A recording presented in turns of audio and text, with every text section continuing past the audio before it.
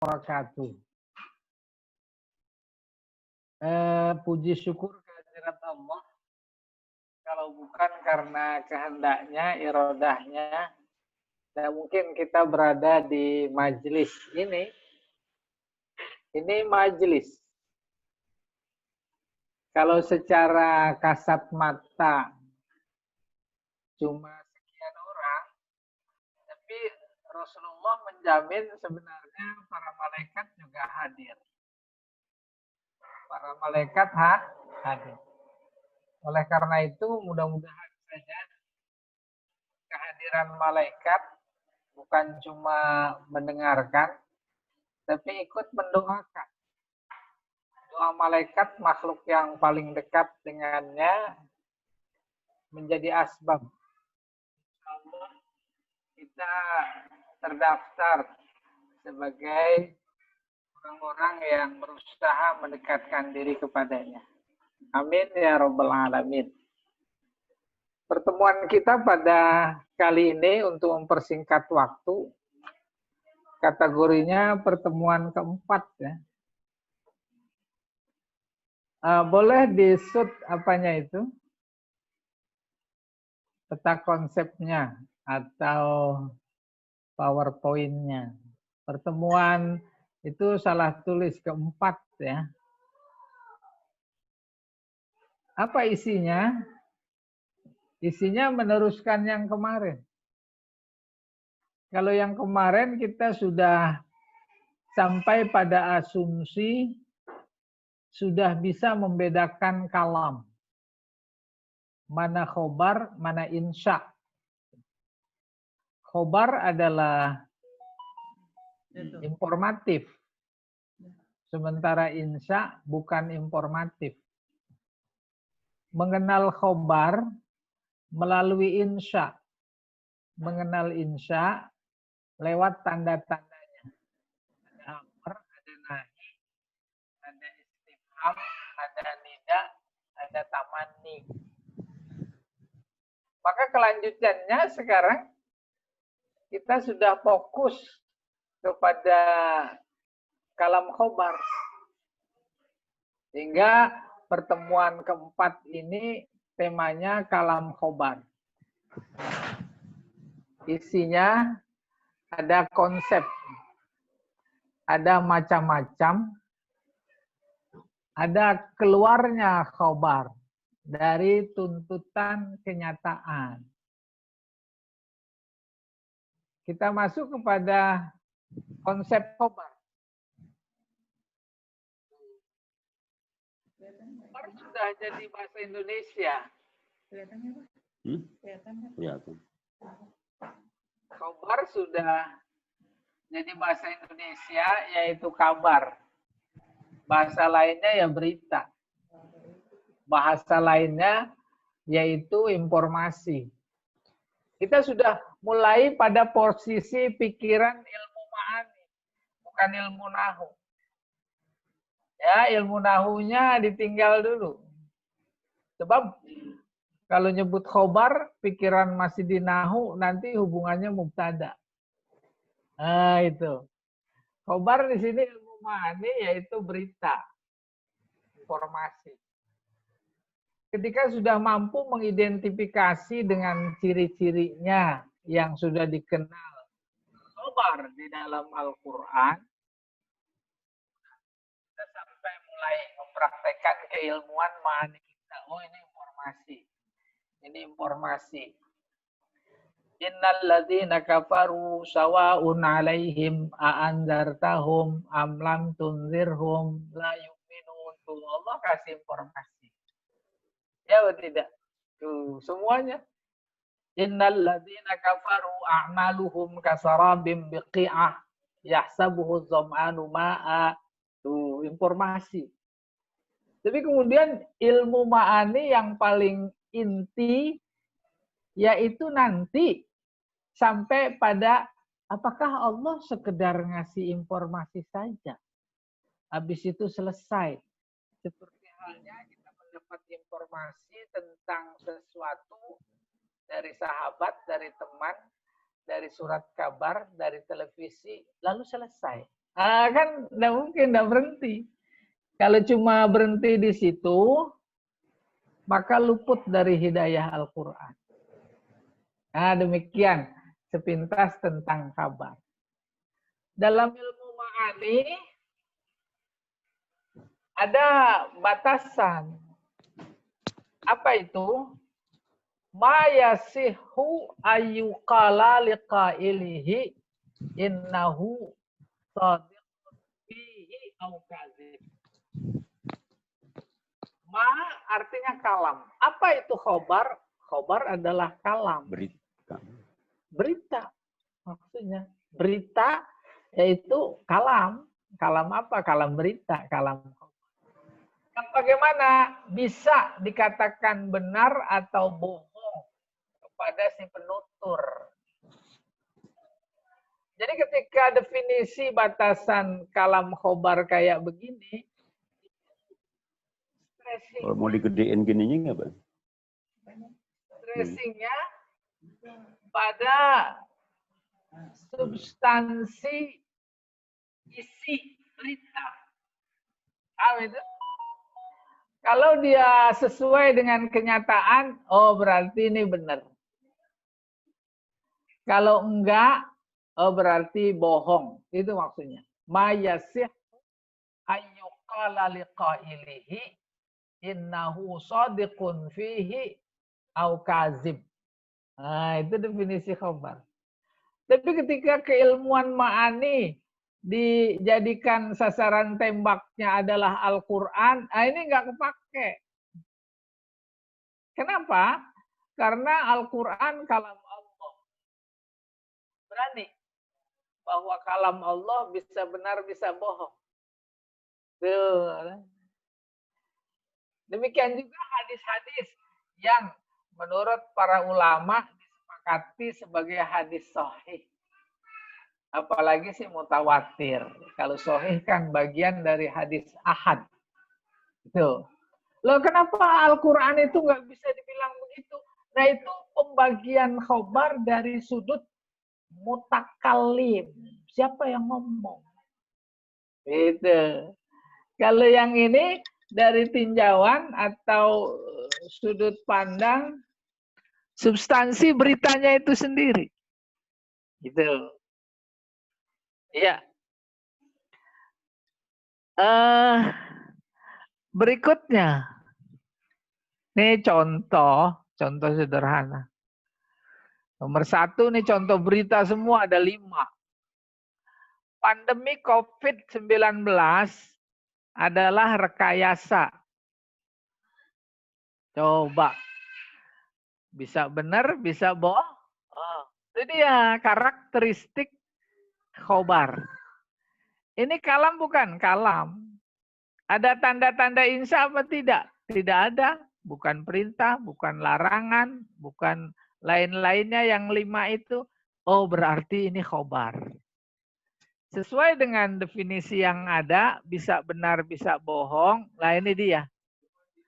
Oleh karena itu, ketika banyak bermain dan menerima sharing WA, kan berita itu.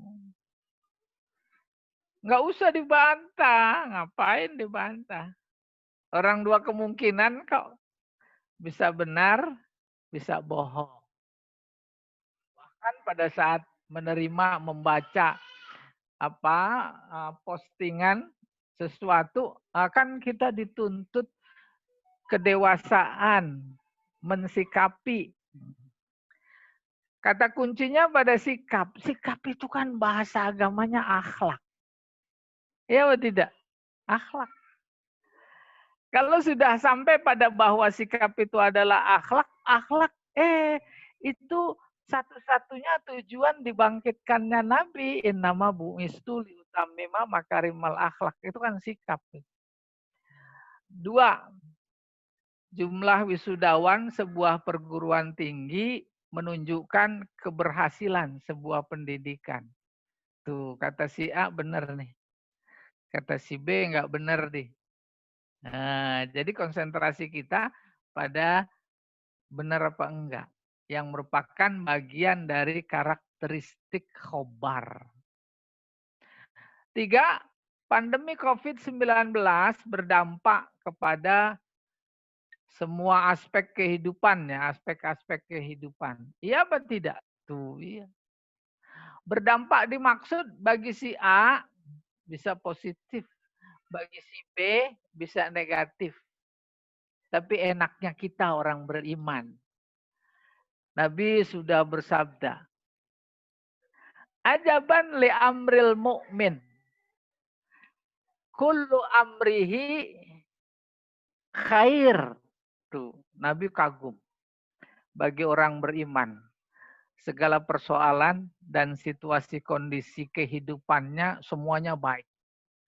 Fa'in asabahu sarra, kalau ditimpa kebahagiaan, syakar. Dia bersyukur. Wa in asabathu dharra, kalau timpa musibah, kemadorotan, kedukaan, sabar. Nah, itu kan sikap. Ya, mau ada COVID, mau ada enggak, harus sama. Apalagi kata seorang sufi, bagiku tak ada bedanya antara nikmat dan musibah. Kalau nikmat aku syukuri, syukur membawaku ke surga. Kalau musibah aku sabari, sabar juga membawaku ke surga. Nah, itu kan sikap itu. Itulah yang dimaksud innama bu'istu liutammima makarimal akhlak, bersikap. Sikap utama yang paling akar dibawa oleh Nabi yaitu mensikapi Allah sebagai Tuhan. Itu dia. La ilaha illallah. Selain Allah bukan Tuhan. Malah hantu gitu kurang lebih. Contoh keempat, manusia adalah makhluk paling mulia. Tuh, pikiran kita berinteraksi ketika mendengar informasi ini. Benar apa enggak? Kata si A benar, kata si B enggak. Kata si C bisa benar, bisa enggak. Tuh, iya. Jadi enak demikian itu konsep khobar. Yang kelima, salat berjamaah lebih baik dari salat sendirian. Benar apa enggak? Tuh, itu tanya. Khobar. Nah, ini nomor 5 sengaja dimuat karena ini bagian dari pembahasan nanti pertemuan berikutnya, yaitu tujuan menyampaikan berita. Jangan sampai salah. Saya beri contoh. Ketika memahami sebuah hadis secara harfiah, bisa jadi menjadi apa namanya salah sikap. Di mana sikap adalah akhlak. Umpamanya tentang sholat berjamaah. Sholat berjamaah dari aspek hukum menjadi 3. Ada yang fardu ain, ada yang fardu kifayah, ada yang sunat muakkad, yang mayoritas ulama. Umpamanya yang fardu ain, Allah marah betul ketika masih ada orang yang tinggal di rumah sementara azan sudah berkumandang. Sehingga hadisnya yang kita dengar, kumpulin kayu bakar. Kalau masih ada mereka itu akan aku bakar rumahnya. Tuh coba, kalau salah paham. Salah paham, Masya Allah. Itu di sebelah rumah Pak Jamal apa udah dibakarin. Nah, itu ilmu wani yang menangkap. Ya, kenapa? Lah ini ngamalin hadis. Katanya suruh bakar. Apalagi Nabi ketika mau menyolatkan jenazah, ya dah, ditanya dulu, udah punya utang apa enggak? Ada, terus ditinggal. Lah itu kan harus dipahami maknanya. Kalau enggak, apalagi mereka ada sekelompok yang meyakini apa adanya, membabi buta pahamnya, dia juga ngikut Nabi. Ya dah, enggak, saya enggak mau nyolatin jenazah, tuh ustadz di masjid. Tapi bukan Ustadz Jamal. Udah, akhirnya ustadznya aja nggak mau nyolatin, yang lain ya ngikut ustadznya. Itu jenazah nggak ada yang nyolat. Gitu kurang lebih. Ya ini contoh-contoh sederhana. Kalau kita baca surat kabar, itu isinya berita. Namanya aja surat kabar. Bisa benar, bisa bohong. Apalagi kabar-kabar politik dah. Masya Allah. Nggak usah ditelan semua. Iya, lanjut berikutnya. Ini contoh yang pakai bahasa Arab dikit. Coba itu. Nomor 1, ulidan Nabi Sallallahu Alaihi Wasallam yaumal isnain. Nabi dilahirkan pada hari Senin. Kan memang berita, kental sekali. Nomor 2, U'lina Istiqlal Indonesia yaumas sabi asyar Agustus. Sanata alfin wa tis'imi'a khamsa wa arba'in. Kemerdekaan Indonesia diproklamirkan pada tanggal 17 Agustus. Terus nomor 3, Al-Muslimun fi Indonesia yatazayadun adadan kullasana. Umat Islam di Indonesia jumlahnya terus bertambah setiap tahun. Kan benar apa enggak? Benar, tambah apa? Tambah miskin. Tambah apa? Kan macam-macam gitu. Kalau iya belajar balaghah jadi ngomong hati-hati. Iya. Iya. Pak Edi habis nganter istri pulang bawa madu. Tuh kan macam-macam maknanya itu. Iya apa tidak? Oke. Contoh nomor 4. Mu'zam musukan Indonesia fuqara. Mayoritas penduduk Indonesia fakir. Tuh. Yang kaya cuma 100 orang katanya. Yang kaya, kaya apa nggak tahu. Ada yang kayak anu, kayak anu, kayak anu. Oke, nomor 5. Mu'zamu muslimi Indonesia solihun.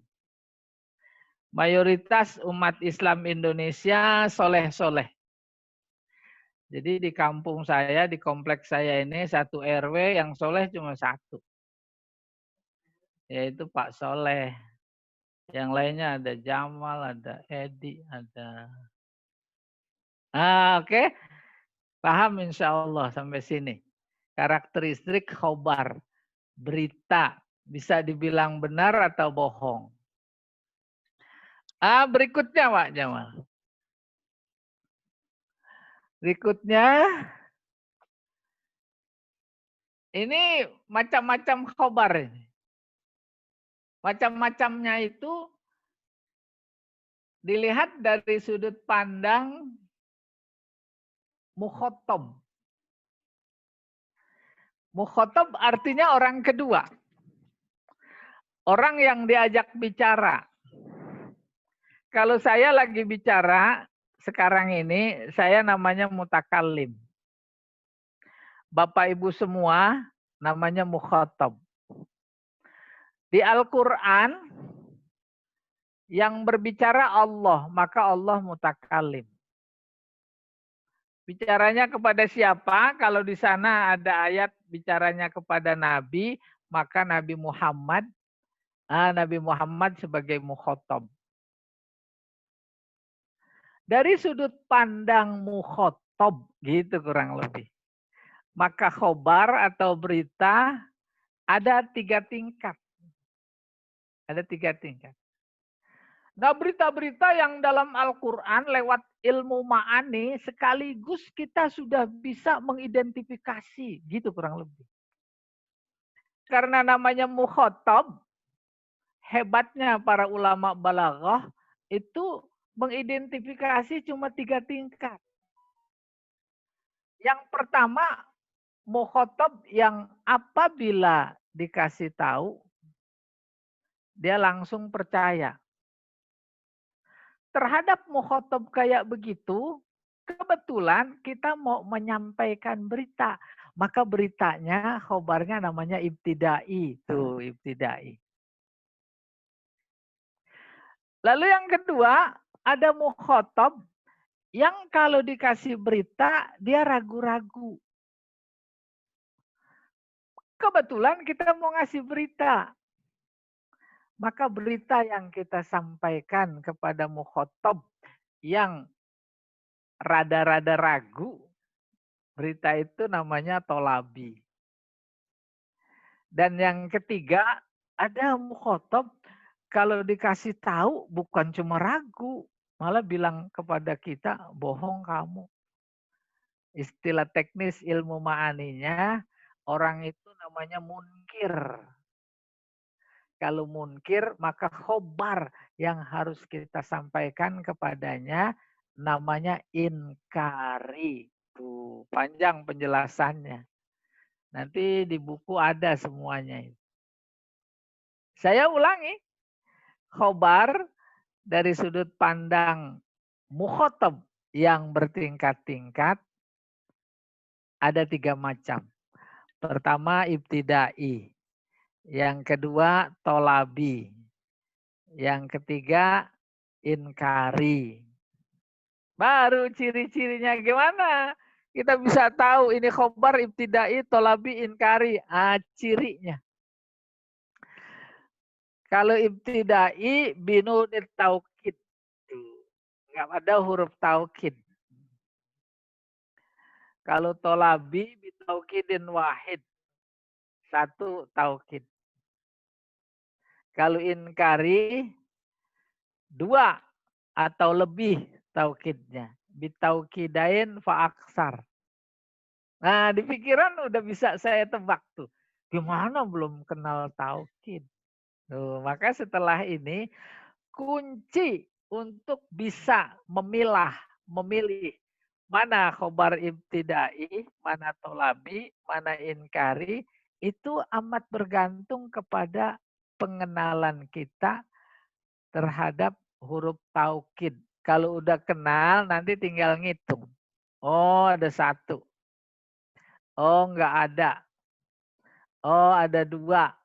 Enak, nanti ujiannya juga begitu.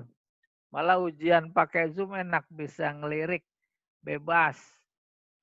Bisa buka buku, nggak ada yang ngomelin. Nah, kalau di kelas kan suka ketahuan. Gimana, setuju kan? Nah, selesai itu macam-macam khobar.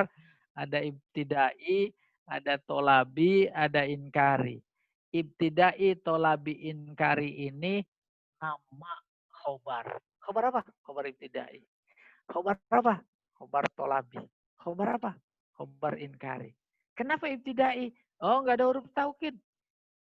Kenapa tolabi? Ada taukidnya. 1. Kenapa inkari? Ada 2 atau lebih. Kalau boleh saya tambahkan, ketika mengkaji teks, namanya kajian teks, balaghah. Objek kajiannya Al-Quran. Babnya macam-macam khobar. Ketemu khobar, nggak pakai taukid. Pertama, oh ini namanya ibtidai. Yang kedua, kalau khobar itu ibtidai, pasti mukhotobnya dikenal lewat mana. Dikenal, nanti kita akan nanti. Kalau khobar itu tolabi, maka kita yang sudah belajar ma'ani, itu dikenalkan oleh ilmu. Allah lagi ngomong sama orang yang kayak bagaimana. Gitu. Kalau taukidnya 2 minimal, apalagi kalau lebih, kita sudah mengidentifikasi dengan amat sangat yakin. Nih Allah lagi ngomong sama orang yang kayak apa. Tuh gitu. Semakin banyak taukidnya, itu semakin tebal keingkaran, kekufurannya. Gitu kurang lebih. Oke, lanjut.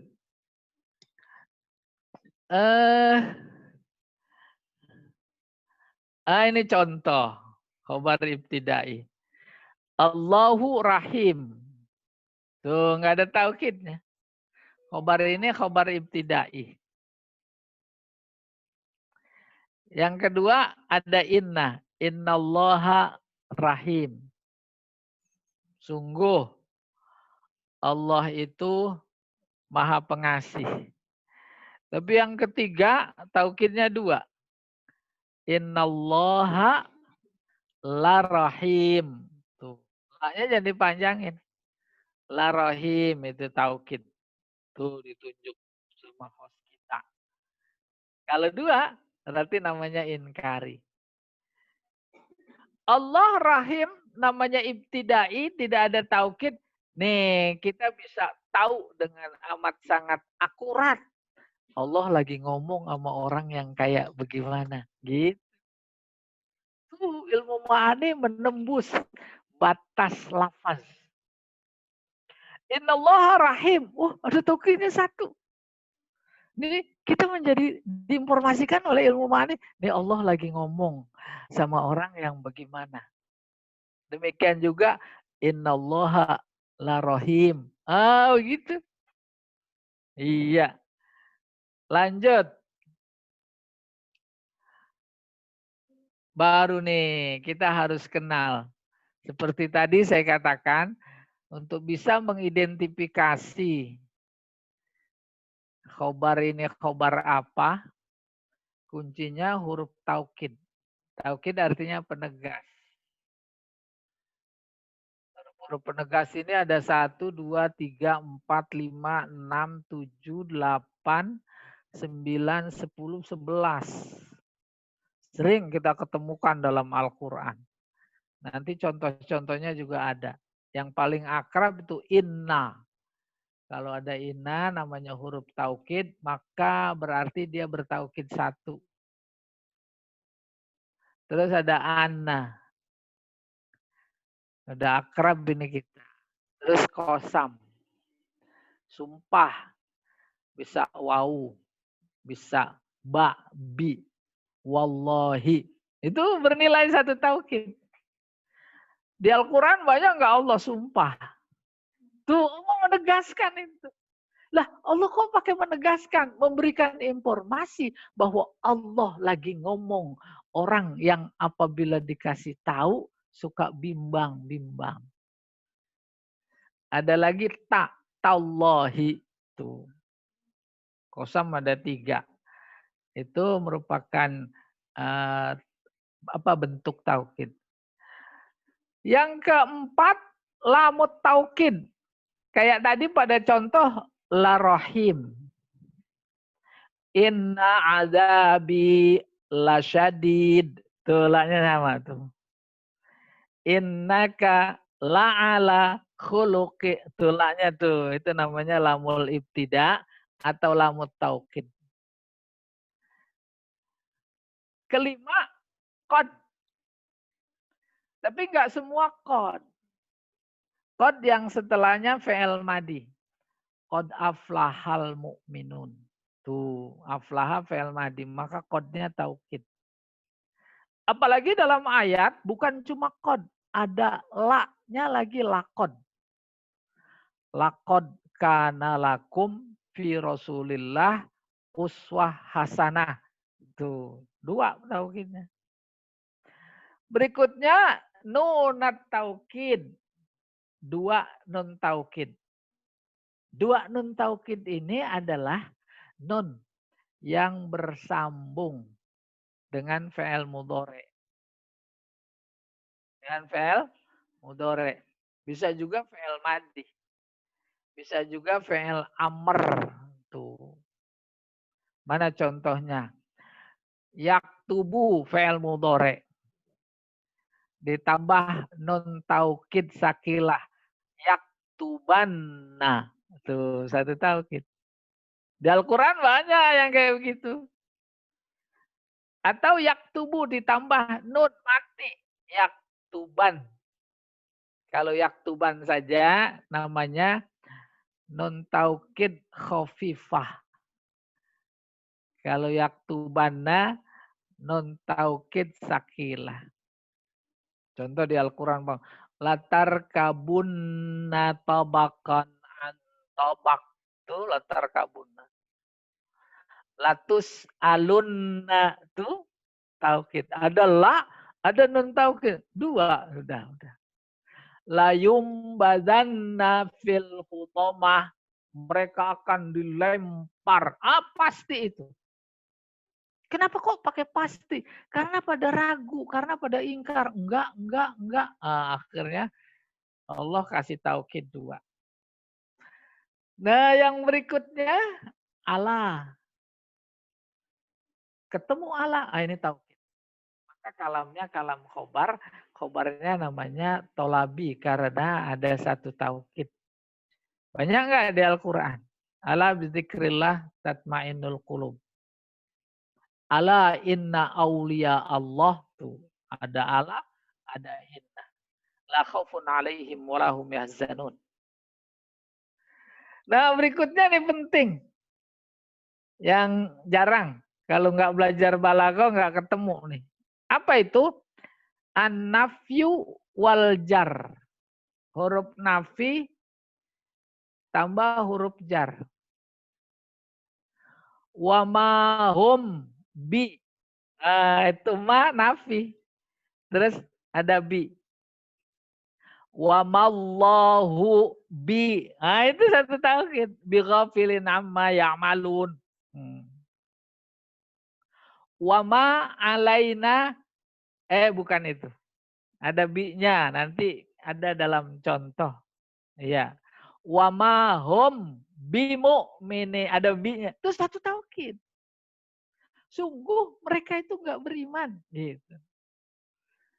Oke. Nah ini juga penting nih. Amma sama fa. Itu bernilai satu tauhid. Kalau ada ini, tauhid satu berarti khobarnya tolabi. Dan di Al-Quran atau di hadis, atau sejatinya kita kalau ngomong pakai amma harus ada fa. Khutbah Jumat habis amma ba'du terus nggak pakai fa. Itu namanya nggak belajar balaghah. Amma ba'du faya'iba. Ada fa-nya. Itu balaghah. Itu satu tauhid.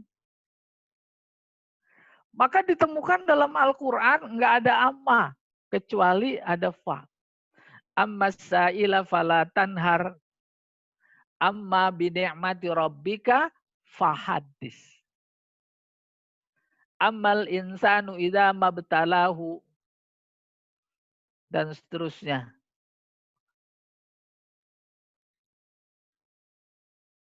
Fa'akramahu wa na'amahu fayaqulu rabbi akraman.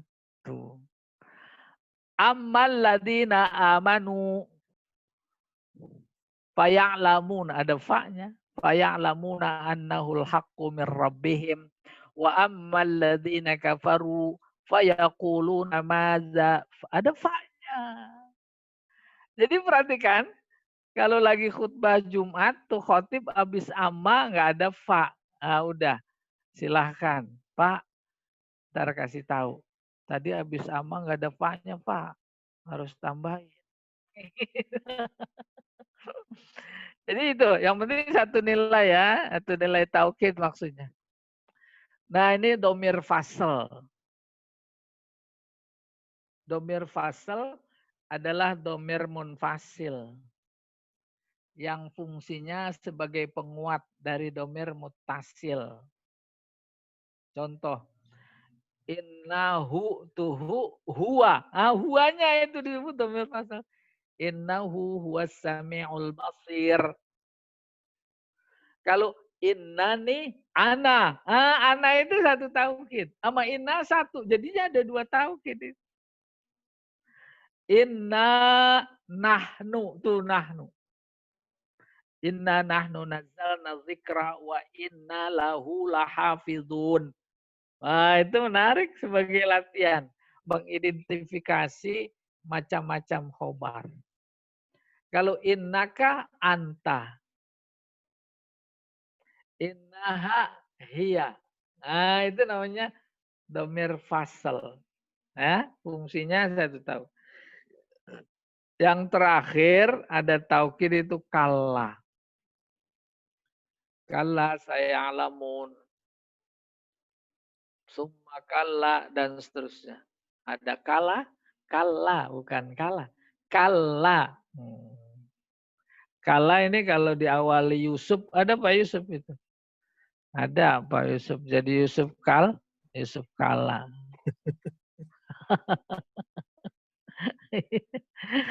Oke, itu huruf-huruf taukid sebagai alat kunci untuk mengidentifikasi macam-macam khobar. Ya, lanjut. Nah, ini buka buku halaman. Bawa bukunya nggak Pak Jamal?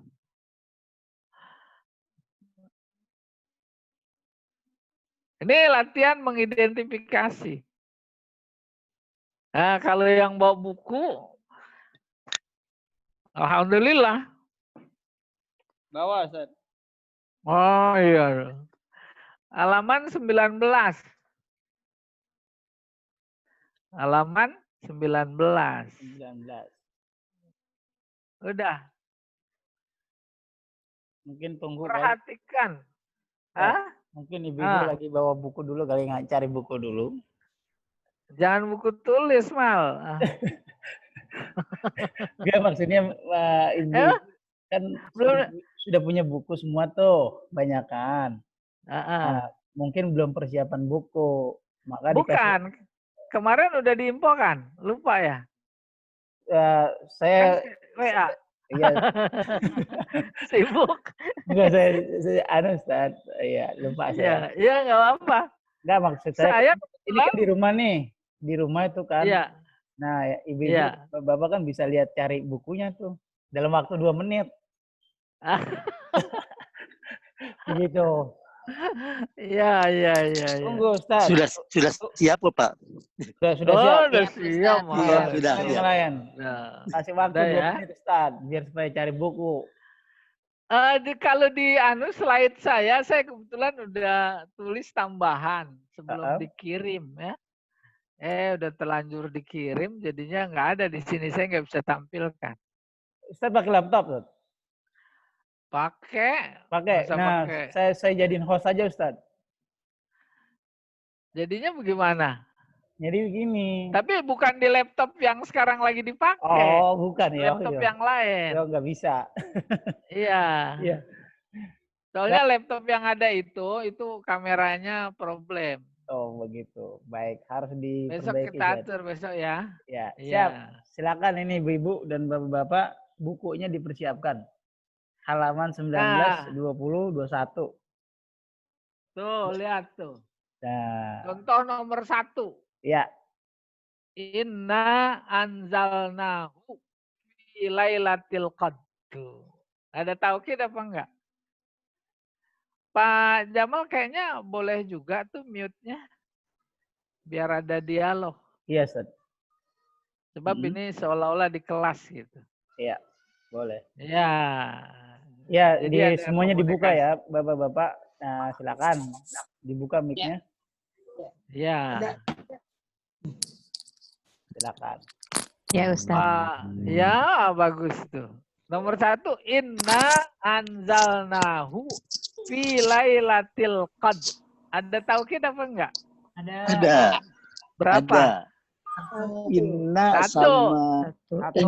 sama domir. Satu. Inna mah? Domir bukan. Pasal pisah ini. Satu ada satu, in ya. itu inna. Asalnya kan innana. Gitu. Asalnya innana. Gitu.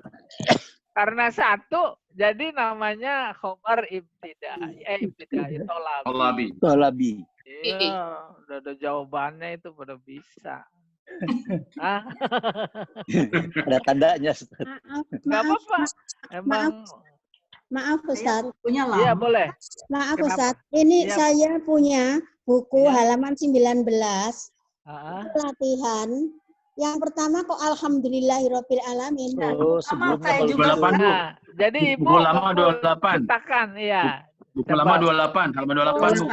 Oh, buku lama 28. Benar. 19 tadi. Bukan, itu beda cetakan, Ibu. Buku Nggak lama. apa-apa, isinya sama. Buku lama juga. Oh iya, ini buku lama Ustaz nih. Ya, itu sebelum COVID itu. Terima kasih Iya. Terima kasih. Halaman 27. Udah 28. Saya 27. Oh, lain lagi tuh. Ada ya? Lama itu cetakan lama. Iya. Nomor 2 tuh. Ada taukid apa tidak? Tidak ada. Tidak ada. Alam Tidak i. malam ya'lam. Nggak ada. Jadi nggak usah ragu-ragu. Kalau nggak ada berarti khobar ibtida'i. Iya. Kayak begitu. Gampang banget. Kayaknya kegampangan ini belajarnya nih. Milah-milahnya Ustadz. Nomor 3. Tuh. Kala innal insana layat lo. Berapa? 3. Ada 3 tuh. Kala Kala ina sama la. Sama la.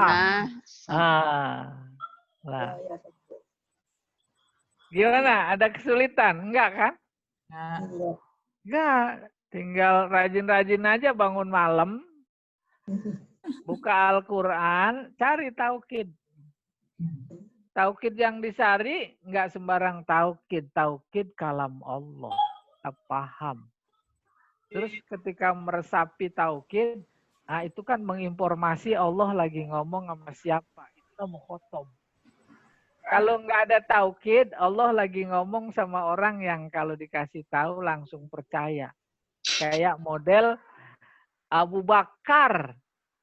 Dikasih tahu Nabi baru pulang Mi'raj, langsung dia. Padahal dia nggak hadir pada waktu itu. Nah gitu kurang lebih yang langsung percaya. Saya sedikit beri ilustrasi. Lagi berkendara. Nih lagi berkendara. Terus ada berita dari seseorang yang lagi jalan kaki. Pak, sebaiknya putar balik aja Pak. Pertanyaan, berita apa bukan itu? Betul. Berita. Kita percaya apa enggak? Saya. Kalau percaya posisi kita itu namanya kholiyazih nih sebagai mukhotob. Maka dia nggak perlu memberi taukid saat memberitahu. Karena kita orang yang percaya. Tapi kemudian kalau sikap kita pada waktu itu, bener apa? Iya. Apa iya? Itu kita namanya ragu. Karena ragu, padahal berita yang disampaikan itu betul, maka dia menjadi perlu memberi taukid. Gitu. Rasionalisasi taukid dalam berita. Benar Pak. Itu taukid. Tapi kemudian ketika reaksi kita menunjukkan keingkaran, Bapak bohong. Tuh, ingkar. Padahal tuh berita benar. Enggak percaya. Sampai bilang begitu umpamanya. Padahal tuh berita benar. Maka yang ngasih tahu pakai sumpah apa enggak? Tuh, saking. Benar Pak, demi Allah. Baru percaya. Kayak begitu ilmu ma'ani mengantarkan. Memahami teks. Khususnya ayat-ayat Al-Quran. Saya tolong beri ilustrasi lain. Umpamanya lagi di kelas di LBIQ. Lagi belajar di dalam kelas. Tahu-tahu Pak Kepala masuk. Memberi pengumuman. Pengumuman kan berita. Apa kata Pak Kepala? Bapak Ibu sekalian, besok libur. Percaya apa enggak? Ya. Percaya. Karena maka Pak Kepala itu disebutnya mutakalim. Kita mukhotob. Beritanya namanya kalam. Karena yang nyampain Pak Kepala, enggak mungkin dia bohong, kita percaya. Tapi kemudian isi beritanya sama, benernya sama. Cuma yang ngasih tahu bukan Pak Kepala, cleaning service. Dia disuruh, Bapak-bapak besok libur gitu. Kita ragu atau tidak? Ragu. Padahal tuh berita bener, emang dia disuruh. Maka pada kesempatan itu supaya kita percaya, dia pakai taukid 1 gitu. Bener. Dia tambahin sungguh. Itu 1 taukid itu. Tapi kemudian umpamanya beritanya benar. Cuma yang ngasih tahu orang kita tidak kenal. cleaning service bukan, staf bukan, apalagi kepala. Padahal tuh berita benar, sama. Besok libur. Kita bukan cuma ragu, tapi ingkar. Padahal itu benar. Akhirnya dia pakai taukid minimal 2. Demi Allah, sungguh besok libur. Kayak begitu. Media interaksi psikologis kita ketika membaca ayat. Hubungannya dengan taukid, hubungannya dengan kalam khobar, gitu kurang lebih. Ini nomor 4 ya. Inna ila rabbika ruj'a. Berapa taukid? 1. 1. Inna. Nih nomor 5. Yang saya pastikan salah jawabnya. Kalau nggak diterangin, ini nggak pada tahu. Kalla la illam yantahi lanas fa'am bin nasiyah. Berapa taukid? 3. 1, 2, 3. Berapa? Kala. La ilam yang tahi. La-nya jangan la ilam, la-nya. La-nya. Pada lain itu ya. Terus yang ketiga Lamnya. Lanas. La-nya. Ya. Udah cuma 3 ya itu ya. Iya, 3 Pak. Padahal ada 4. Binasiat. B. Bukan, salah. Mana yang keempat? Lanas Fa'am. Lanas 3. Fa'an. Itu yang Lanas Fa'an itu. Lanas Ambi. Itu Lanas Ambi. Majrur sama isim apa? Nah, Jadi. saya terangin nih. Saya terangin ya. Nasfa'a. Asalnya nasfa'u. Asalnya nasfa'u. Safa'a yasfa'u. Safa'a yasfa'u. Safa'a yasfa'u. Iya, fi'il mudhari. Kataba yaktubu. Tuh sama. Terus ditambahin nun. Tuh. Yaktubu ditambahin jadi yaktuban. Yasfa'u ditambahin nun jadi yasfa'an. Itu baru kelihatan taukidnya. Pakai nun taukid khafifah. Loh, di sini nggak kelihatan. Nah, ini masuknya cara penulisan. Diganti sama tanwin. Tuh, kebayang insya Allah. Jadi lanas fa'an. Itu tanwin ganti dari nun. Lanas fa'an. Nunnya nun taukid. Lanas fa'an. Benar, lanas fa'an. Bro, berarti itu an-nya Pak ya? An-nya itu yang dari nun. Ada benar itu tanwin itu. Tanwin. An ya. Iya. Anda. Paham kan? Udah kebayang. Udah. Belum kebayang Pak, belum kebayang. Benar-benar saya ulangi ya. Ya. Kan yasfa'u. Ya Ustaz, ulangin. Iya, yasfa'u betul. Ditambah nun mati. Maka u jadi a. Karena mati. Jadi nas. Tadinya nasfa'u. Jadi nasfa'an. Terus penulisan Al-Quran atas bimbingan Utsman, namanya Rosem Utsmani, nunnya diganti sama tanwin. Kenapa diganti? Itu namanya Rosem. Tuh, itu. Jadi jangan tanwin. Fi'il kan nggak nerima tanwin. Iya atau tidak? Persoalan itu ditulis pakai tanwin, itu persoalan cara penulisan. Iya, yang disebut dengan rosem. Nah, itu. Nah, kalau nggak begitu, kita nggak ngelihat taukid. Selamat di mana? Oh, luar biasa.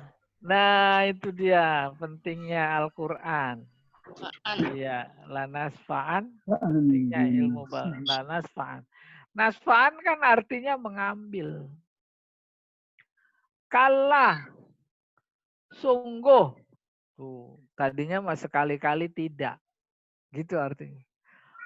Sungguh. Ditambahin lagi. Pakai ini. Sungguh lagi. Pakai yang puter. Enggak. Lam yantahi. Kalau dia si Abu Jahal, ini bagus tuh, la nasfa'an. Asalnya seperti ini, Ustaz. Nasfa'an. Terus dikasih Pak. Benar, nasfa'an. Nah, terus Diganti. ditulis dah. Jadi ke sebelahnya dikasih strip, terus Nasfa'an. Nasfa'an. seperti yang jangan diganti. Tulis yang jadinya seperti dalam ayat. Pakai tanwin. Oke. Itu Bagus. lamnya Ustaz. Alif. Ustaz. Ya. Itu lamnya. Lamnya itu tidak termasuk taukid juga. Termasuk. Justru Termasuk, itu Bu. termasuk. Sakit. Kala. Termasuk. Terus lam. Terus lam. Lam. La lagi.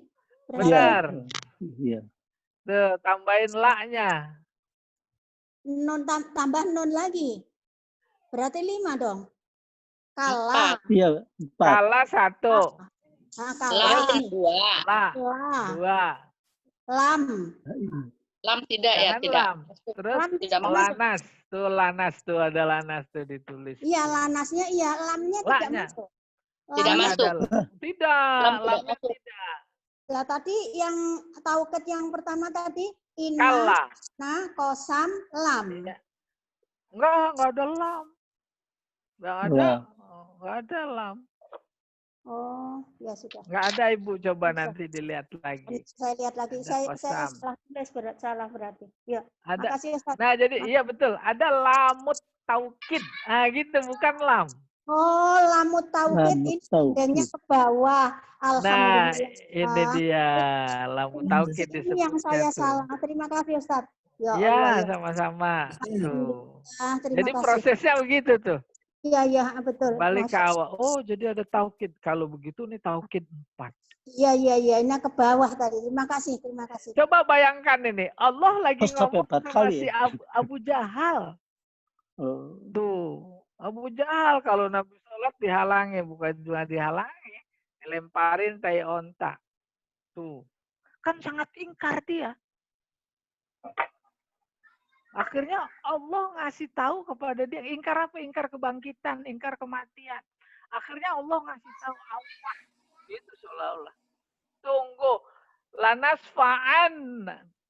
Lanasfa'an. Pasti akan kami cabut tuh ubun-ubunnya. Nasia kan ubun. Gitu. Oh iya. Astagfirullahaladzim. Nun sama ba ya Allah, padahal tuh iklab lagi ya. Duh, ya Allah. Iya, lanasfa'am gitu ya. Astagfirullahaladzim. Iya. Baru nge Pak Haji, subhanallah. Tuh, bin nasia ubun-ubun. Ustaz, Boleh? ada lam, ada bi, itu bukan Ustaz, termasuk Ustaz. taukid, Ustaz. Bukan. Kalau itu mah lamnya bukan lam yang dimaksud seperti dalam kaidah, bukan. Iya. Nunnya tadi Ustadz apa? Nunnya Ustadz? Non taukid khafifah. Non taukid khafifah. Nun taukid yang nasfa'an ya Pak ya? Iya, benar. Nun taukid khafifah ya? Iya. Itu nasfa'an. Taukid khafifah. Ini Ustaz. Allahu Akbar. Ini Ustaz. Nah, yang nomor berapa sekarang? 6 ya? 6. Lakod. Tuh ada 2. Tuh la sama kod. Lakod. 2 itu. La sama kod. Lakod kholaknal insana fi ahsani takwim. Taukidnya 2. La sama kod. Karena 2, khobar ini disebut khobar inkari. Karena khobarnya inkari, maka kesimpulan ma'anenya Allah lagi ngomong sama orang yang ingkar. Ingkar terhadap apa? Ingkar terhadap bahwa manusia itu diciptakan dalam bentuk yang paling baik gitu. Udah kebayang? Jadi dalam pandangan ayat ini, dalam pandangan ayat Allah itu tentang manusia, nggak ada yang cakep, nggak ada yang jelek, semuanya sama. Tuh, kita banyak salah itu. Iya atau tidak? Sama. Kenapa kita membedakan yang jelek sama yang cakep gitu kadang-kadang? Iya dah. Saya tanya nih, Pak Jamal ganteng apa enggak? Hah? Ini dia yang memahami. Sebab manusia itu pegang jenggot. Ganteng jenggotnya, Ustaz. Ganteng banget. Jadi manusia menurut pandangan Allah itu jangan dilihat lahirnya. Kalau lahirnya doang, tapi nggak punya akal, ganteng dia, pada mau ibu-ibu. Tuh, karena bukan manusia. Iya atau tidak? Jadi begitu ilmu ma'ani menangkap. Semuanya sama. Apalagi Nabi menjelaskan innallaha la yanzuru ila aswabikum wala ila ajsamikum walakin yanzuru ila qulubikum. Tuh, hati yang dilihat. Hati dalam Al-Qur'an qulub itu maknanya pikiran. Pikiran itu akal. Umpamanya ayatnya berbunyi laqad zara'na li jahannama katsiran minal jinni wal insi lahum qulub la yafqahu. Tuh qulub itu pikiran. Lah orang kalau nggak punya pikiran namanya majnun. Ganteng kayak apapun, ibu-ibu nggak ada yang mau. Qulub pikiran. Iya benar. Jadi di Al-Qur'an kata qulub itu maksudnya pikiran. Gitu maksudnya. Ya.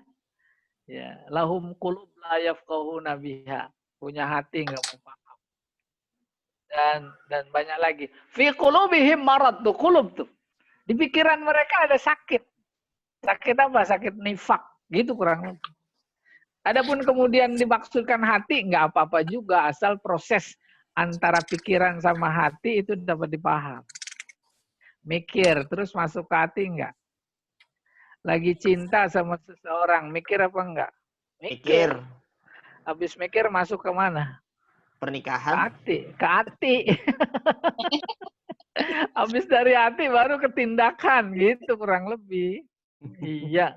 Allah alam bisawab. Sebentar ini. Masuk ke contoh 8 aja nih. 8 ya, saya nggak usah baca. Pertanyaannya, ada taukid apa enggak? Ada. Alna. Mana? Oh, benar. Wah itu. Ya, wa. Kosam. Taukid. Wal qamari. Demi bulan. Idza talaha. Apabila mengiringi matahari. Tuh.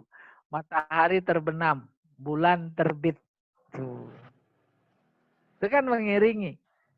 Banyak yang nggak pada percaya atas kekuasaan Allah di balik beriringannya matahari dan bulan. Akhirnya Allah kasih tahu, pikirin tuh.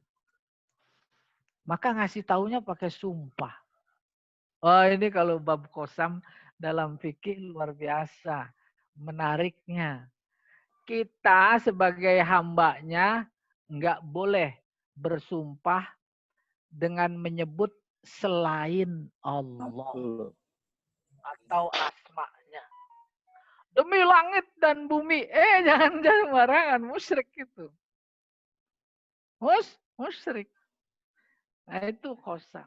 Sementara kalau Allah ketika bersumpah dia menyebut ciptaannya. Demi matahari, demi langit wassama.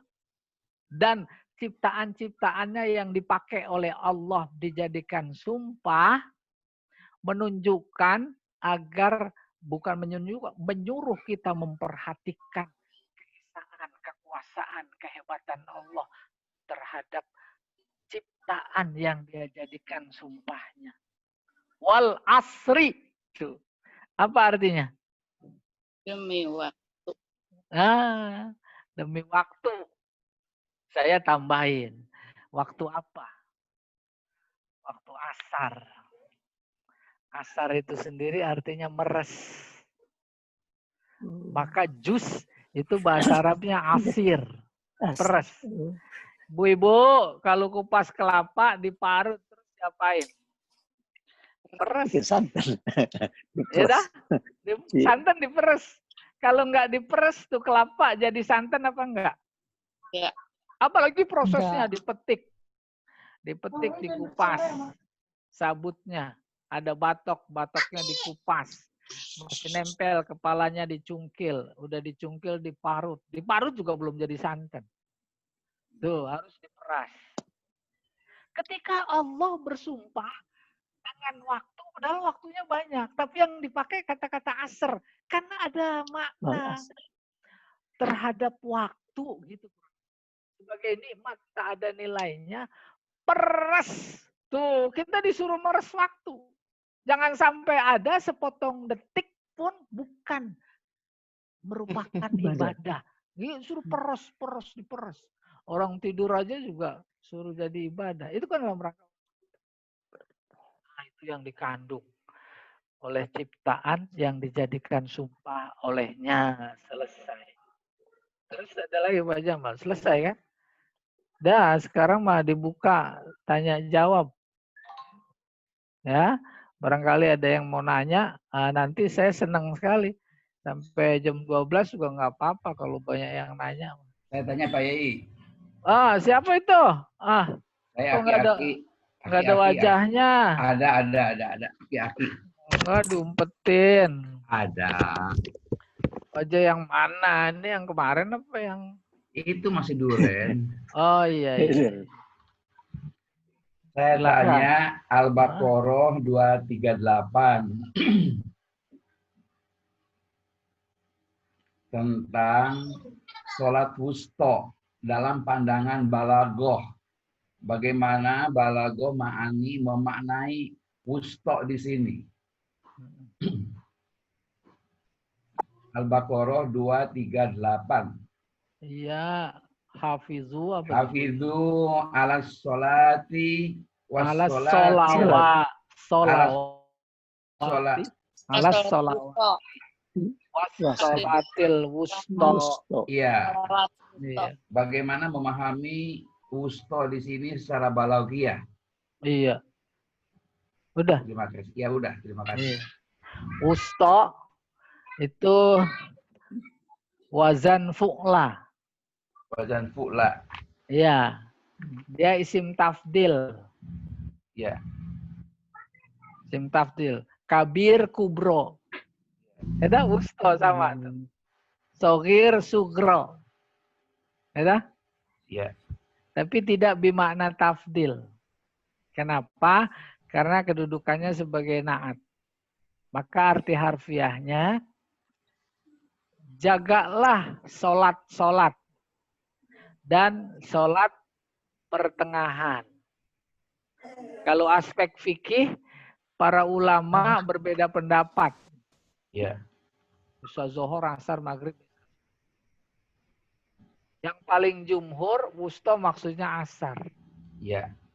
Kenapa Allah mengingatkan yang asar secara khusus? Karena orang banyak lalai setelah atau pada waktu asar. Baik saat itu maupun sekarang. Saat itu bagaimana banyak lalainya? Asar, waktu indahnya matahari mau terbenam. Kalau tengah hari luar biasa panas, mereka menghindar.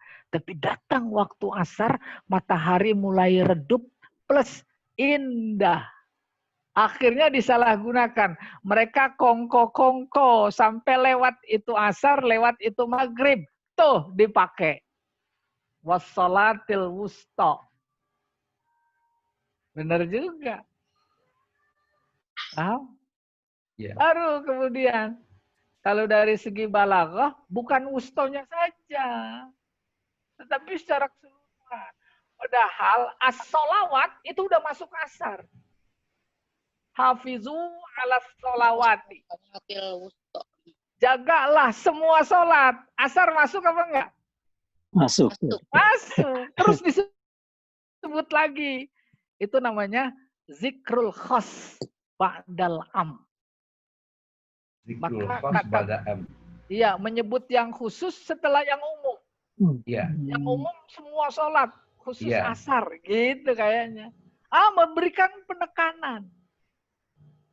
Dalam konteks budaya kita juga begitu. Saya berilustrasi. Saya pidato. Bapak-bapak hadirin sekalian yang berbahagia. Khususnya Bapak Camat. Tuh, padahal Pak Camat juga Hadirin udah termasuk termasuk. hadirin, udah Hadirin. termasuk. Bahkan ada yang terbalik. Pak Camat yang kami muliakan bersama Ibu, baru kemudian para hadirin sekalian yang berbahagia. Itu bagian dari ilmu ma'ani pada bab terakhir ijaz itrab musawah. Yang kayak begitu juga Rabbighfirli wali walidayya waliman dakhala baitiya mu'minan walil mu'minina wal mu'minat. Awal mu'minat. Iya, itu nyebut yang khusus dulu. Nanti ada kandungan makna. Tapi terkait dengan ayat hafizu ala salawat, kalau mau didalami maknanya di samping yang tadi, pada kata hafizunya. Ada Pak Hafiz nih ya. Pak Hafiz ada Pak Jamal? Ada, hadir. Ada hadir, alhamdulillah. Ini namanya ada di Al-Quran. Assalamualaikum Ustaz. Waalaikumsalam.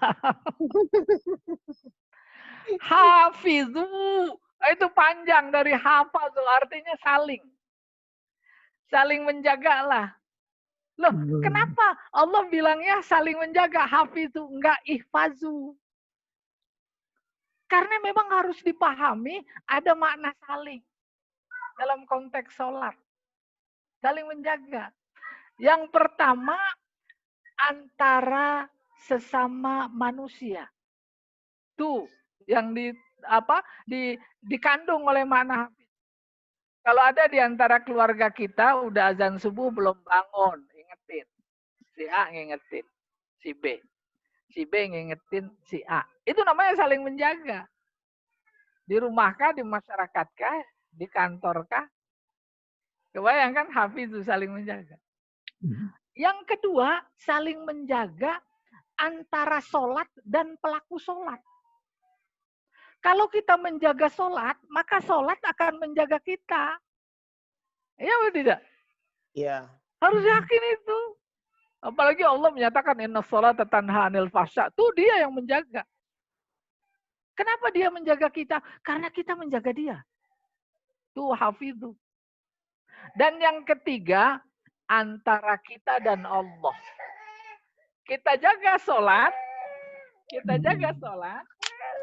Sholat adalah punya Allah, maka Allah menjadi berkewajiban menjaga kita. Allah alam besar. Bagaimana tentang penafsiran mereka bahwa wusto di sini secara isyarah adalah sesuatu yang di tengah, maksudnya hati. Yang tadi kolbu itu. Ada yang menafsirkan begitu. Bagaimana pendapat Mbak Yai? Saya enggak melihat korinah. Kenapa? Saya tidak melihat korinah bahwa yang dimaksud wusto di situ adalah hati. Karena harus ada korinahnya. Hafidhu ala sholawati was sholati al wusto. Ada as-sholati ngapa diartiin hati? Kan terlalu jauh. Korinahnya tidak ada. Iya, persoalan bahwa umpamanya dalam sholat, dalam hidup harus jaga hati, itu mah nggak salah. Tapi kan konteksnya dengan yang lain, bukan dengan ayat itu. Iya. Oke, baik, terima kasih.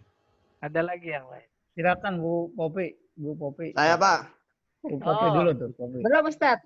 Oh belum. Tapi lagi menyimak nih. Oh iya, silakan. Ini Pak siapa dulu nih? Pak Eka dulu lah. Silakan Pak Eka. dulu. Assalamualaikum Ustaz. Eka Bogor. Eka bawa asinan nggak? Enggak. Ya udah lanjut. Kalau nggak asinan toge goreng ya. Siap, Sat, siap. Iya. Nah, Sat, yang pertama Sat ada 2 Sat. Ini Iya. tentang tadi yang Ustaz tentang bagaimana kita kadang-kala kan ada yang membantah juga ini tentang kata yadullah ya. Tapi sini saya konteksnya kepada hadis Sat. Man ra'a minkum munkaran falyughayyirhu biyadihi. Nah, di sini biadi di sini kan misalkan tangan, jadi merubah itu dengan tangan katanya.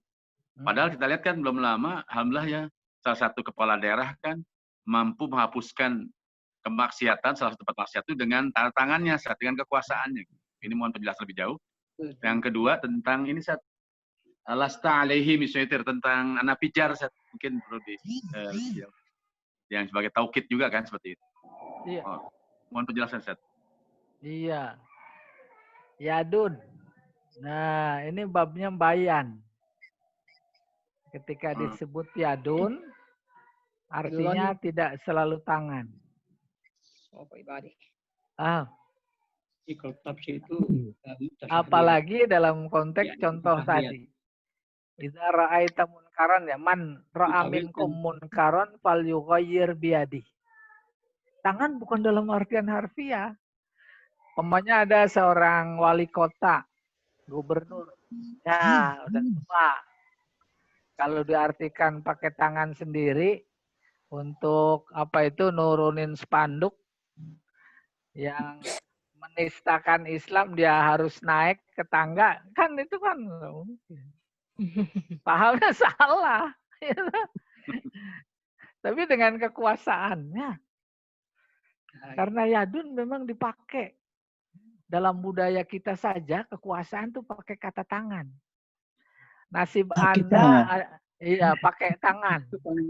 gitu. Umpamanya begini, nasib Anda ada di tangan saya. Tuh. Itu bukan tangan dalam artian harfiah. Agak problem juga ya. Kalau yang diartikan yang memaksudkan pada hadis tadi yadun adalah tangan yang sebenar. Bukan, tapi kekuasaan. Yadullah, kekuasaan Allah. Bapak Allah nggak punya tangan. Iya. Khalaqtu Adam, kalau nggak salah gitu, biyadaya. Gitu? Adam kan dibikin oleh pakai 2 tangan.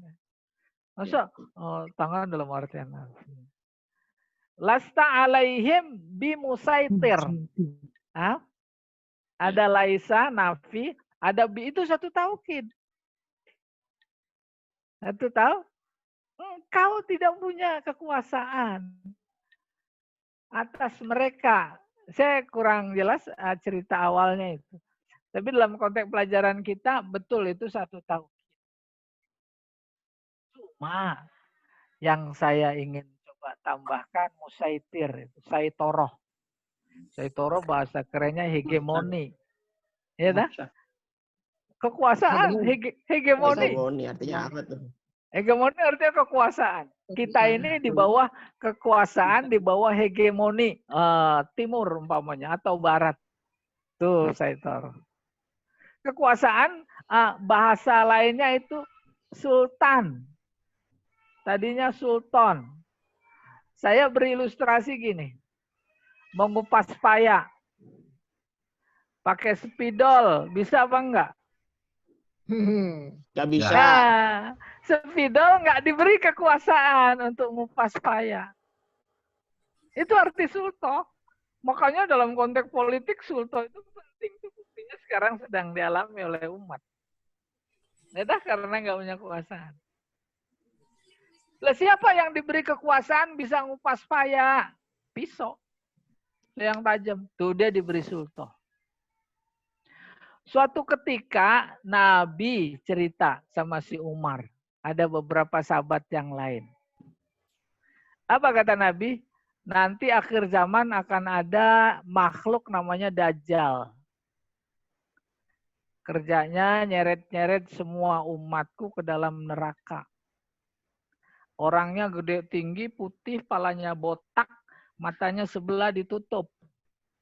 Tuh kayak kemarin di Israel siapa itu? Masih Dayan. Itu Dajjal kayak begitu. Lalu tafsirnya pokoknya matanya satu yang udah beredar sekarang di Indonesia. Akhirnya Umar itu mendengar cerita itu lekat di dalam pikirannya. Besoknya ke pasar sama Nabi dalam satu kepentingan. Ada orang kayak begitu. Pikiran, wah ini dia Dajjal ini. Dia cabut pedangnya. Dia mau bertebas lehernya. Ditangkap oleh Nabi. Lalu Nabi bersabda, innaka lan tusallat alaihi. Kau tidak diberi sultoh untuk bisa membunuhnya. Yang diberi sultoh adalah Nabi Isa. Itu enggak, kurang lebih ada hubungannya dengan Sayyidoroh tadi. Kekuasaan. Kekuasaan itu mampu. Udah dibikin aja perpu gitu kurang lebih. Masya Allah, jazak leher. Jazak leher, Masya Allah. Masya Allah. Amin, Insya Allah, jazak. Ustaz, ada pertanyaan dari Pak Fakhrudin. Silakan Pak Fakhrudin, dari tadi dia ini. Pak Fakhrudin silakan. Pak Fakhrudin, silakan Pak Fakhrudin. Assalamualaikum Ustaz. Nanti. Ini saya sebenarnya Dirga di sini ya. Pertanyaan ada 3 nih Ustaz. Iya. Bisa disebutin semuanya satu-satu atau satu persatu dulu? Saya dengar dulu. Iya, oke. Kalau saya bilang satu aja dulu, satu-satu berarti. Oke. Kan kalau ada sebuah hadis, narasinya sesuatu kehidupan Rasulullah dengan istri-istrinya gitu umpamanya saat itu kira-kira bisa dianggap sahih apa enggak ya satu umpamanya, karena kan pasti perawinya itu yang orang dekatnya Rasul itu siapa tuh, Abu Hurairah atau istrinya gitu saat umpama begini, saat ada narasinya begini, Rasul itu kekuatannya 27 kali dari laki-laki biasa gitu. Itu bisa sampai keluar ke kita gitu, prosesnya gimana gitu Sa? Itu siapa yang ngomong? Itu ada seorang ahli hadis di Jakarta di PMA. Ustadz tahu PMA? Pelatihan. Kembali ke Al-Azhar. Iya, Al-Azhar. Iya. Waktu pas mau bubaran saat Ustadz itu Mehmet kan? itu, jadi saya nggak bisa klarifikasi pada saat itu. Mungkin Pak Mehmet kali, dia orang PMA juga nih. Mehmet. Enggak tahu. Bisa jadi. Jadi pertanyaan yang menggelitik maksudnya kekuatan di situ apa gitu? Hubungan antara suami istri satu hubungannya. Ya saya anggap ini hadis kok bisa keluar dari lingkungan keluarga Rasul gitu. Nah, sekarang mensikapi hadis-hadis yang kayak begitu, kita lihat isinya. Perawi sama sanad mah orang, manusia. Bisa dipercaya, bisa tidak. Tetapi isinya. Kalau isinya nampaknya menurut pikiran, keimanan, emosi keimanan kita nggak cocok, itu udah pikiran saja udah menolak. Ya apa tidak? Oke. Sebab rasionya bagaimana orang lain bisa tahu kekuatan hubungan suami istri Nabi. Udah itu aneh. Ya atau tidak? Iya. Aneh banget itu. Dan Ustadz yang disebut tadi, ya saya juga agak sedikit kenal. Ya. Apalagi katanya perempuan juga wajib Jumat. Kurang lebih begitulah yang aneh-aneh. Yang kedua apa, Pak? Yang kedua kan ada apa namanya nih, hadis kali ya, bahwa kalau kita mendengar pengajian di masjid itu bagaikan kita berada di taman-taman surga. Nah, kalau kayak kita gini bentuknya sama apa enggak? Iya. Di taman surga. Nah, kita pahami dulu.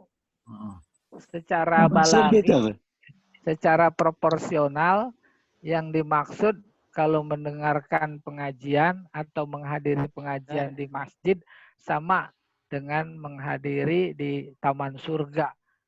Itu namanya nanti belajar tujuan khobar lil ighra. Untuk mendorong. Oh iya, ayo. Gitu. Ya, mendorong kita. persoalan nanti dapat taman surga apa enggak, persoalan kita apa persoalan Allah? Persoalan Allah. Ya, kerjaan Allah itu, kerjaan Allah mah jangan ditanya. Justru kerjaan kita nanti yang ditanya. Kesimpulannya, oh mendorong. Gitu. Dan hadis ayat Al-Quran kayak begitu banyak sekali. Banyak sekali. Iya. Iya. Yang ketiga, Pak? Yang ketiga kan ada apa namanya firman Allah, "Ud'uni astajib lakum," Ustaz. Iya, iya. Kan kalau kita dalam keadaan sehari-hari ini analoginya kita dengan orang tua gitu ya. Apalagi kalau kita dengan Allah kan katanya ya jaraknya dekat seperti di urat leher gitu kan. Jarak kita dengan Allah. Pertanyaannya kan di situ artinya kan berdoalah kamu akan kami kabulkan doanya itu. Tapi sampai saat ini kok kita masih mereka-reka nih kapan Allah mengabulkan permintaan kita gitu. Iya. Kayaknya analogi jaraknya dengan leher itu antara hubungan kita dengan orang tua itu agak jauh gitu, Ustaz. Iya, iya. Gimana, Ustaz? Ah, ini cakep sekali pertanyaan nih. Ini masih kuat pada duduk sampai jam 12. Hah? Itu Pak Jamal kesian. Jadi tema besarnya doa yang ditanya. Ya dah? Ya. Pertanyaan dari saya. Apa itu doa? Mohonan kali. Doa artinya minta. Minta, iya. Satu. Itu mah menurut bahasa. Amin. Minta. Bisa juga ngajak. Bisa juga lain-lainnya ngundang. Tapi dalam konteks ini minta. Nah, kata kuncinya minta kepada Allah yang harus dipahami. Apa itu? Minta kepada Allah yang bahasa agamanya doa itu adalah usaha. Doa terus nggak usaha. Ah, itu yang keliru memahami doa. Saya berilustrasi. Bangun tidur subuh, sholat, terus doa, ya Allah beri aku ilmu. Habis minta ilmu, baca buku. Ya atau tidak? Itu usaha. Maka kita lagi baca buku, Allah ngelihat apa enggak? Ngelihat. Maka dia juga komentar kali. Oh, ini orang bener nih doanya. Orang bener nih doanya nih. Ya atau tidak? Ya. Baru dikasih. Pas dikasih, itu dia yang dimaksud uni astajib lakum. Itu. Habis subuh kita doa, ya Allah beri aku kesehatan. Terus dia olahraga. Keluar keringat, minum jamu, telur setengah mateng, pakai madu lagi. Allah ngelihat itu. Aneh dia bener nih minta kesehatan nih. Dikasih apa enggak? Dikasih. Itu namanya uni astajib lakum. Coba boleh bayangkan. Doa minta ilmu, habis itu tidur. Terus kata Allah, ini apa-apaan ini orang? Tadi minta ilmu. Kok tidur sih? Umpamanya gitu ilustrasinya. Apa kesimpulannya? Doa itu usaha. Kalau usaha, baru uni astajib lakum. Pasti. Pastinya menurut Allah. Kita lempar batu ke atas. Pasti jatuh apa enggak tuh batu? Tuh kayak begitu pastinya. Kalau memang enggak terterima-terima, tiap hari Robbana atina fid dunya hasanah tapi enggak paham umpamanya. Yang dilempar bukan batu, kapas. Anginnya kenceng lagi.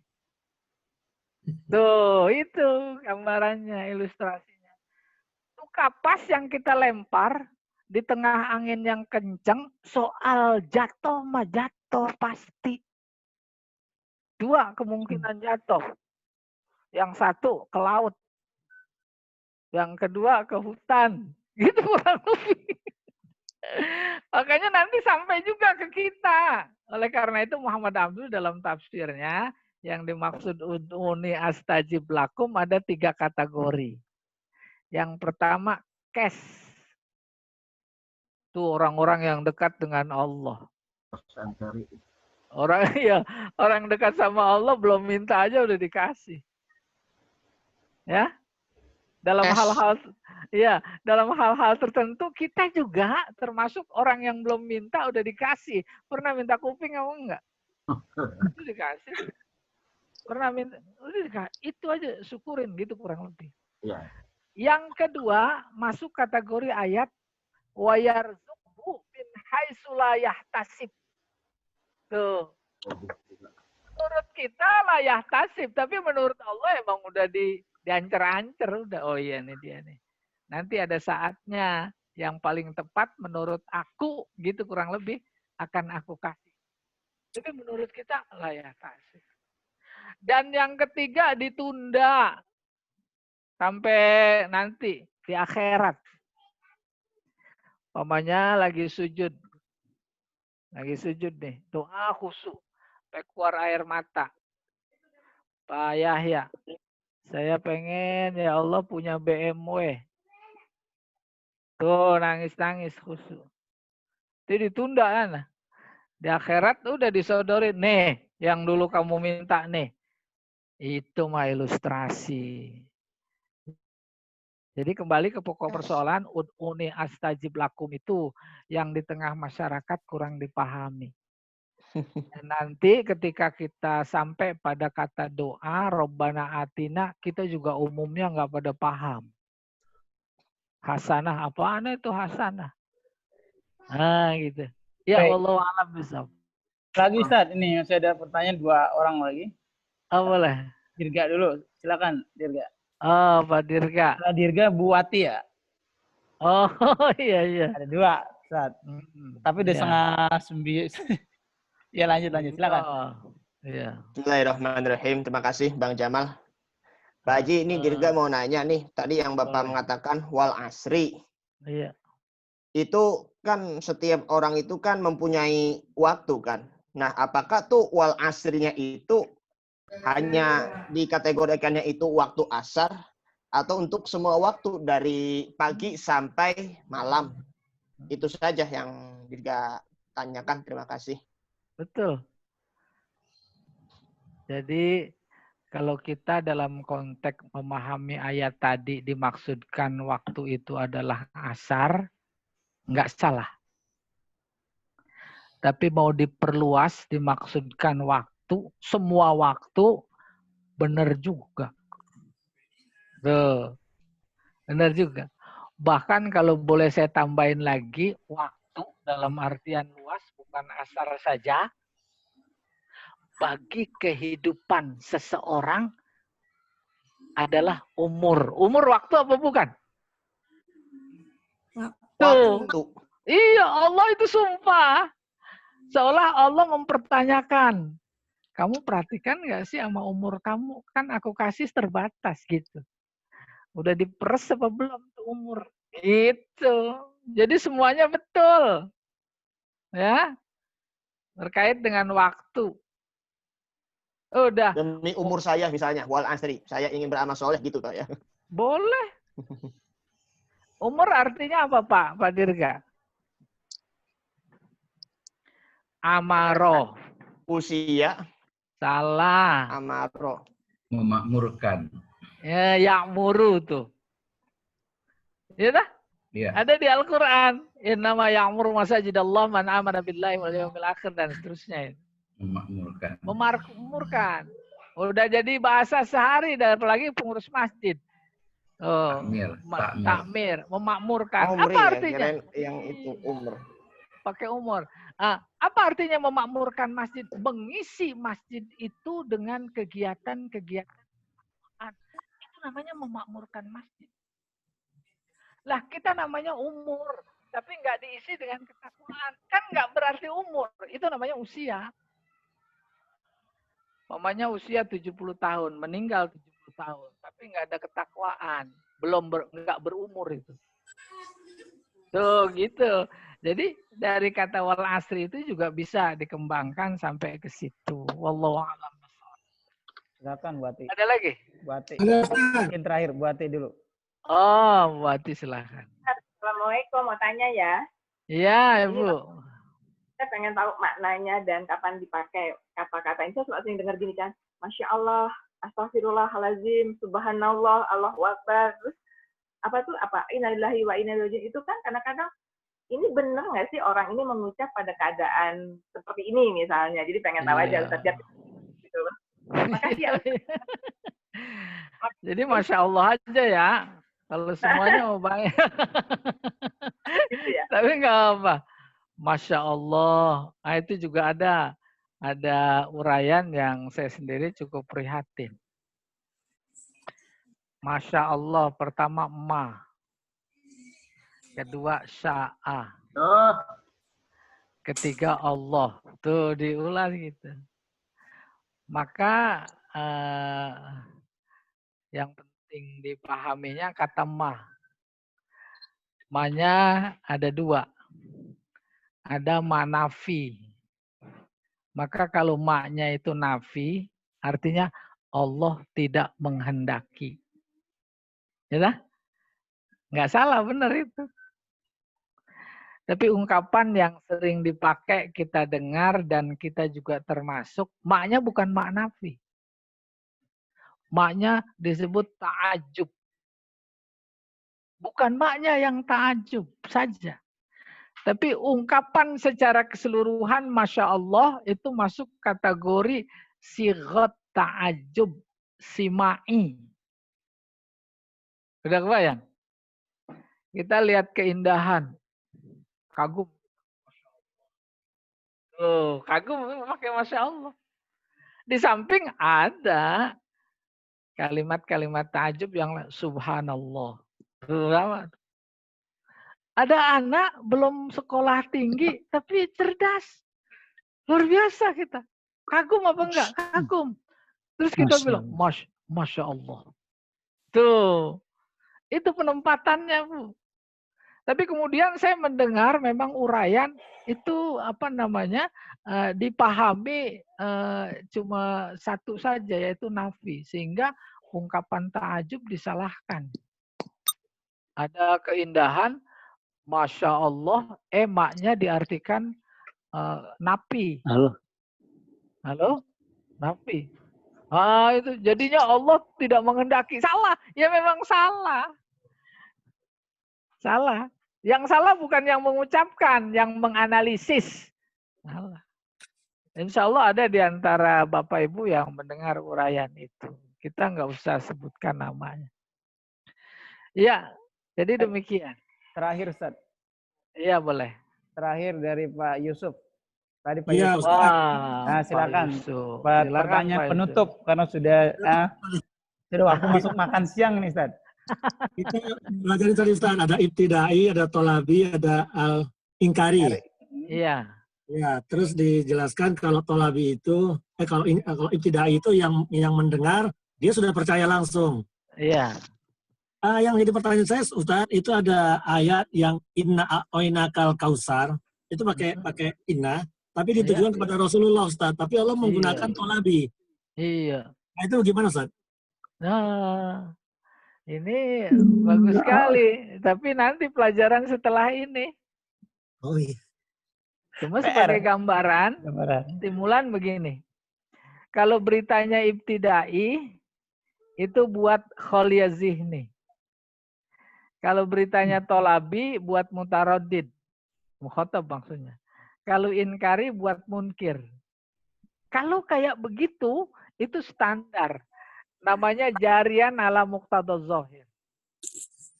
Tapi nanti pada balaghah yang lebih tinggi, insya Allah pertemuan berikutnya, ada khobar yang keluar dari tuntutan kenyataan. Bahkan bukan cuma sekedar kayak tadi, yang lebih dari itu. Ya, nanti hari Selasa jangan ada yang pada nggak datang. Itu Pak Yusuf ya. Iya. Ya, udah Pak Jamal. Baik, cukup ya Ibu-ibu dan Bapak-bapak. Karena waktu sudah jam 10 lewat 45. Saya khawatir kupingnya ini bermasalah nanti. Panas juga pakai ini, pakai headset. Bagi yang pakai headset. Baik, baik. Kita cukupkan pertemuan kali ini dengan membaca kifaratul majelis.